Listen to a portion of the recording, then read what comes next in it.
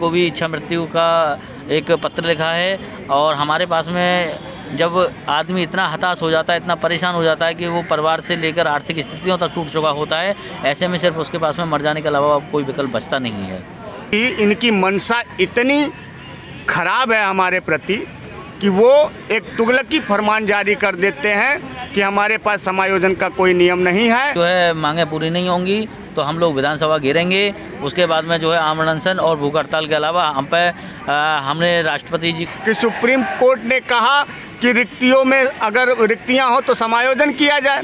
इन्होंने जो हमारे जगह पर 603 को लिए हैं उसमें इन्होंने न तो आरक्षण कैटेगरी का ध्यान रखा है, न तो उसमें हमको लगता है कि किसको किसको उन्होंने नियुक्ति दे दी है, ये भी जो है एक जांच का विषय है।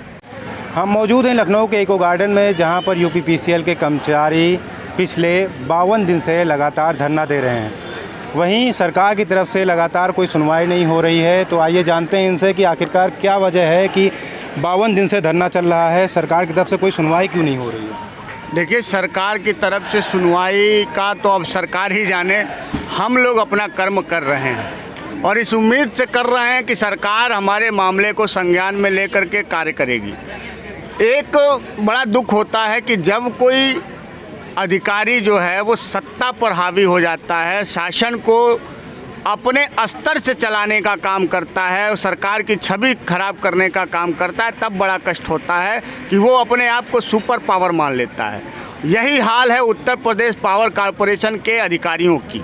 वो अपने आप को जो है वो सत्ता से ऊपर मानते हुए जो है हमारे साथ न्याय न करके हमारे साथ घोर अन्याय करने का काम किया।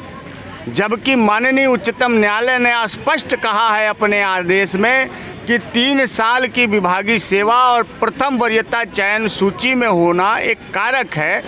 इस कारक को देखते हुए सहानुभूति पूर्वक विचार करते हुए विभागीय रिक्तियों में इनका समायोजन किया जाए। विभाग में रिक्तियां भी मौजूद है, लेकिन उसके बावजूद भी यह कहते हैं कि हमारे पास समायोजन का कोई नियम नहीं है। मैं आपके माध्यम से उस निरंकुश, निष्ठुर और संवेदनहीन अधिकारियों से पूछना चाहता हूं कि अगर कहीं कोई नियम नहीं रहता है तो क्या नियम में संशोधन नहीं होता है, या नए नियम नहीं बनाए जाते हैं, या पुराने नियम को हटाए नहीं जाते हैं। जब यह व्यवस्था बनी है कि जब ज़रूरत पड़ेगी आपको अधिकार दिया जाता है कि ज़रूरत पड़ने पर जो है वो नियमों में संशोधन करना, नियमों को जोड़ना, नियमों को हटाना, ये सब किए जा सकते हैं बीओडी करके, मीटिंग करके।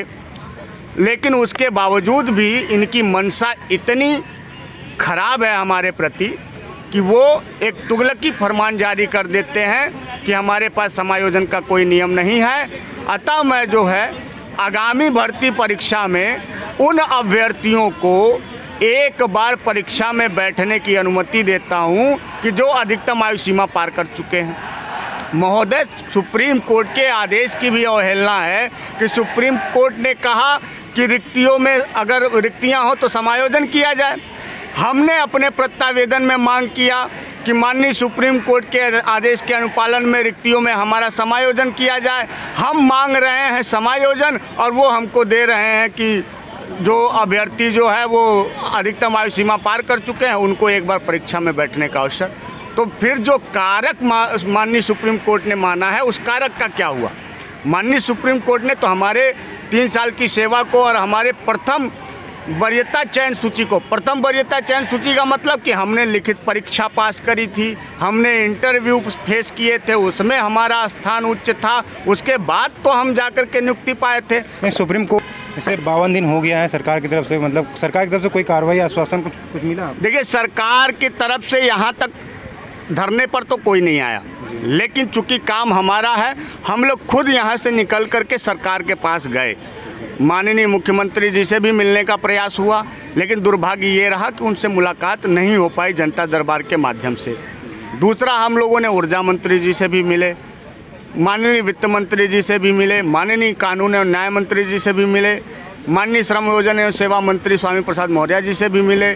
माननीय कृषि मंत्री, कैबिनेट कृषि मंत्री जो है माननीय सूर्य प्रताप शाही जी, जिनसे भी हम लोग मिले, सब ने हमारे साथ जो है एक आशा भरी उम्मीद की किरण जताई कि आपका मामला जेन्युइन है, इसमें जो भी होगा हम कार्रवाई करते हैं। लेकिन 52 दिन हो गए, अभी तक सिर्फ और सिर्फ आश्वासन के नाम पर कोरा कागज है। 52 दिन हो गए हैं, तो आगे की क्या उम्मीद है? मतलब सरकार की तरफ से कोई कार्रवाई की जाएगी? आश्वासन तो जैसे बोला गया, आश्वासन तो दे दिया गया है, लेकिन क्या मतलब कोई कार्रवाई की जाएगी? आपको क्या लगता है?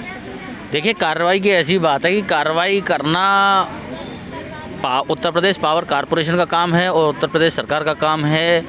अभी तक सबसे बड़ा आज खेद का विषय ये है कि हम लोग 52 दिन यहाँ बैठे हुए हो गए हैं और अभी तक वो कार्रवाई हुई नहीं है।